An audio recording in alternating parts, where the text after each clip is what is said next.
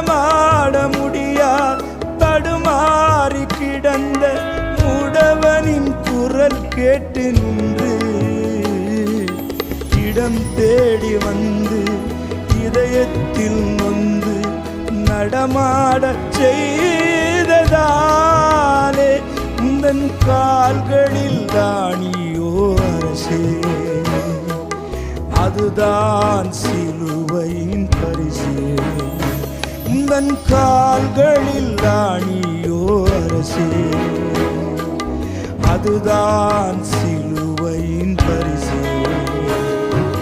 தூங்காது நெஞ்சும் அவர் தானே தஞ்சம், உனக்காக பலியாக வந்தார். கலங்காத கண்கள் வழியாத கண்ணீர் கல்வாரி காட்சியை கண்